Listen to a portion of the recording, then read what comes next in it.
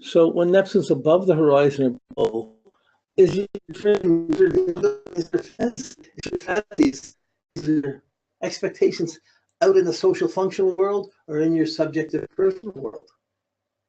Wow.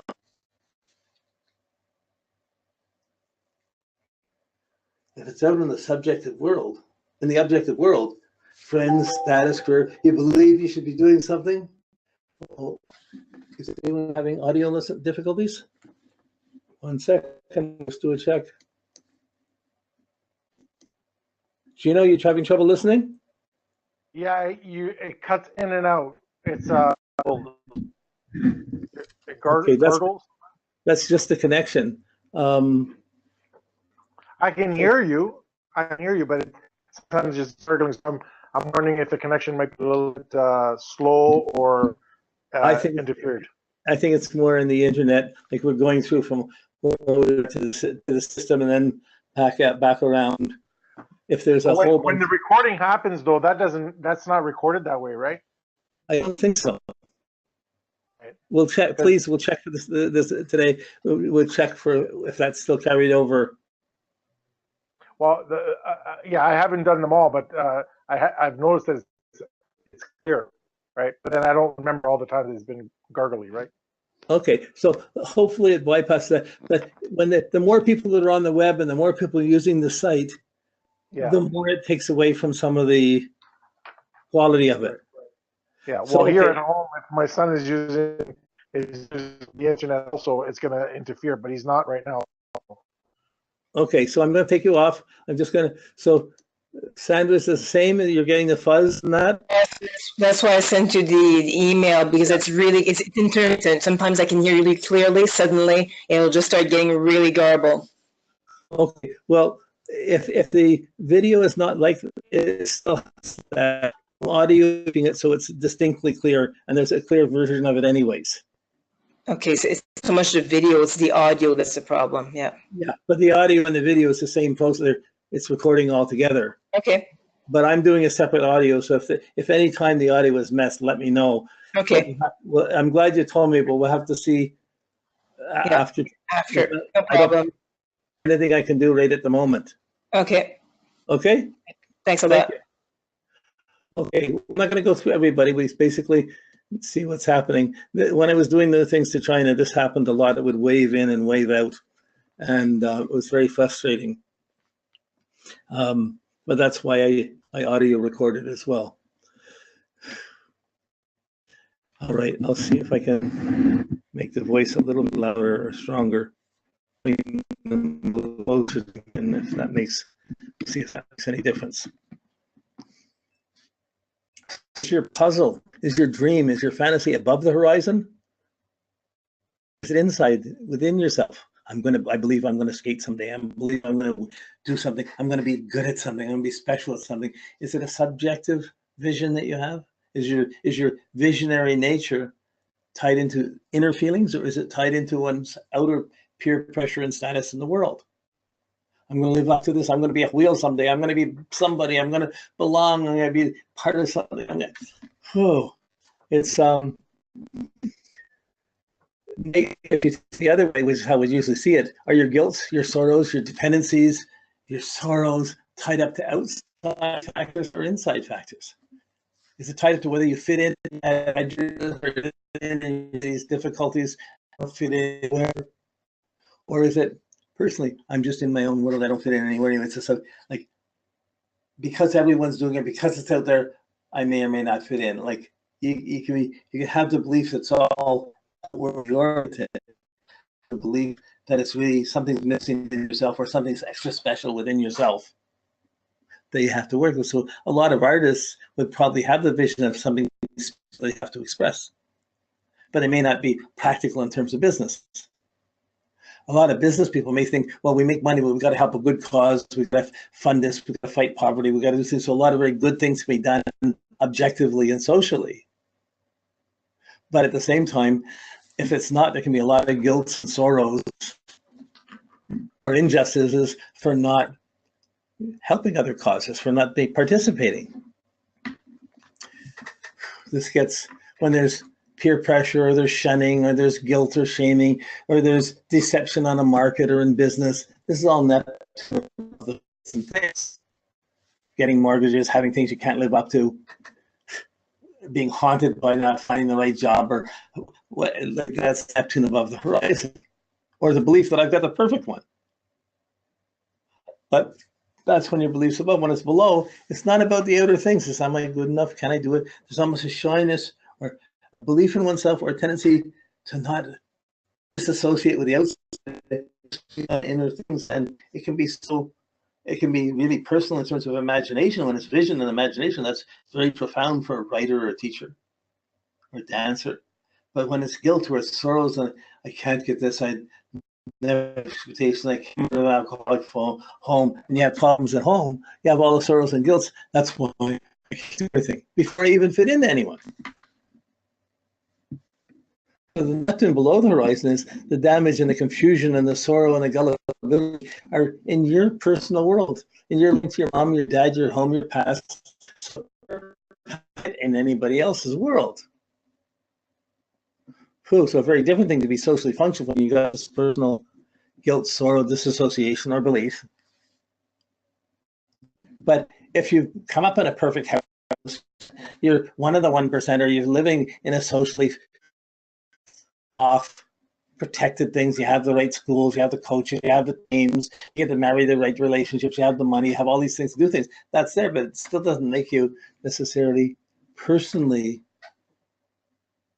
There's still something missing personally. So you can have the whole roll outside, that could be it, or you have the roll inside, and so something's not as it seems where Neptune is. So since the horizon, Neptune's below, my Neptune's below. And when a stupid little thing bothers me, if I feel guilty or something, I implode. I just go in and oh. Even if my grandkid gets in trouble, I feel it's because I didn't take care of my son well enough. Something went wrong, and that went down to my grandson, and I'm to blame for it. It's all an inner thing. At the same time, in my own meditations, I'm searching for forgiveness and trying to find an inner faith within myself, something to work on. And it worked out. To me, it's always been around astrology, I Ching, and seeing visions and personal knowledge and trying to live up to it. At the same time, most people out in the outer social functional world aren't relating to the things I believe in. Doesn't matter, it's how it happened for me. I have great stories because of it, I have great sorrows because of it. They both are going to be there. So this above below, it's a very generalized function, but when you're taking these outer planets, and suddenly they're being, like you see, we see our normal planets, Moon, Mercury, Venus, Sun, Mars, and we see their functions going on within the houses and how they're affecting the houses quite clearly. Then Uranus, then it throws its shock, and then it's shock on one side or another. It doesn't destroy everything when it gets a chance it will. Neptune throws its confusion, its expectations, its guilt, its sorrows, and adds a fuzz wherever it is. That's noticeable. In between, it's hard. It'll be hard to describe it exactly, but you can. Well, they got that. I got this. If it's someone in the family, you'll know this. See this right away. Whew.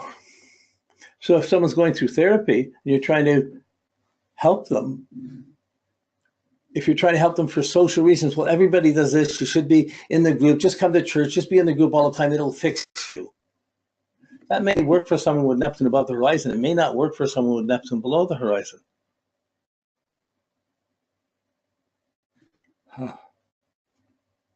But wherever Neptune is, there's a need for self-reliance. There's a need for simplicity. There's a need for humility. There's also a need to help and be kind. But there's a tendency to escape, to avoid, to have sorrow, to have guilt, to get complications, to get dependencies, and it gets very complicated. And then it's so hard to undo. To tell one little lie can take it to undo it. You might have to tell 100 people to undo the repercussions of one lie. These are Neptune puzzles. when you put it in the middle of a specific crisis or story, it has often you can get a focus on, oh, that's implying this, that's why they're not reaching this, or that's why their dependency is there. How do you fix it? How do you work with it? How do you simplify it? No, like, whoa. A lot of religious groups say, well, how do we deprogram people? They've been expecting other group and we try and exercise them or whatever. Like, there's so many strange levels and sorrows and guilts as well. Okay, so we see these, we've got our 4 basic categories, above, below, rising, and setting. And then these fit into our 4 qualities. So in each case, the intuitive quadrant, the thinking quadrant, the sensation quadrant, the feeling quadrant, they're there just in our houses. We have them.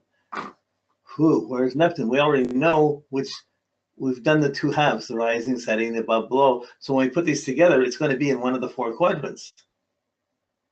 And that quadrant, you'll have other planets, that's all functioning. But Neptune comes in and makes it evasive, makes it deceptive, makes it confusing, makes it gullible, makes it naive. And then it's not so simple.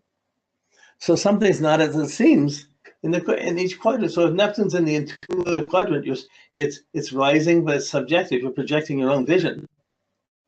It's subjective. It doesn't necessarily mean anything to anyone else. You have a vision, you're projecting it. Well, I get a vision, see something humorous or I think it's funny. I'm laughing like crazy. Nobody else thinks it's funny. Oh, boy. There's an intuitive, simple type of vision. But it can come as a vision, but it also comes as a great ability. Because I can see my vision, I don't see everybody else's. So that has its own type of puzzle. So then how do you qualify or make sure that what you're projecting is good, not bad? I don't even want to think back into the hippie days in San Francisco and what I was projecting. I was projecting, but I just said, I'm one of these. This is what I'm doing. Like, tune in, turn on, drop out. That's the belief, and we're living in it. Seemed nice at the time, but everybody was just getting along and getting stoned, getting laid, as if that was a good thing. Seemed to be at the time, but in the end, it ended up being a really corrupt, difficult thing. So I had a belief in it. When the belief broke, I was devastated. I ended up going to India and meditating for years to just try and get simple, restore my simplicity. Just about anyone else, I didn't fit in anywhere if my vision wasn't clear. Wow, it's going to mess up everything. It's what I'm projecting. I won't get good friends. It'll all come out strange. So that was the intuitive side. If it's in the thinking quadrant, it's rising, you're projecting it, but it's affecting other people. You're projecting it onto other people. 12th house, 11th house, 10th house. I belong, I fit in. This should be what we're doing. This is where and you're pushing for what should or shouldn't be. So, but something's not as it seems there. So you're either believing other people know it more, or you're trying to influence other people. It's almost messianic and trying to affect other people. So we're all going on this. We're going to make this happen. We're trying to accomplish something from this belief. It's hard enough to hold on to our own beliefs, much less expect other people to. Sometimes waves of social conscience and social justice build up and everybody's going on it. I mean,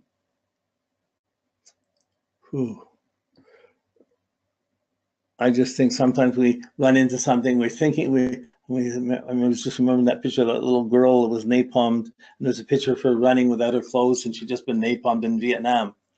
And it was such a horrendous picture. But normally it wouldn't even hit the papers, but it went out and got the award for the year, but it touched everybody. Like, here's an idea that touched everybody. Who wants war? The wave of anti-war factors coming out from that is huge. When we saw the bombing of Iraq, an American bombing of Iraq, saw all these bombs that looked like fireworks, we never saw a dead body. We never associated to it. It wasn't the same belief. So media pulls up beliefs. But when it's the thinking part, and we're thinking what's out there, we believe this is what's real. I believe I got a line here. I believe I got this. I believe I got that. We're projecting this believing as it's involved with other people. We align with people accordingly. And it's naive, it's gullible. Sometimes it can be very sincere and dedicated and do good work, so it's useful. But when someone doesn't live up to it, it can be really confusing and haunting. But it's still your projection.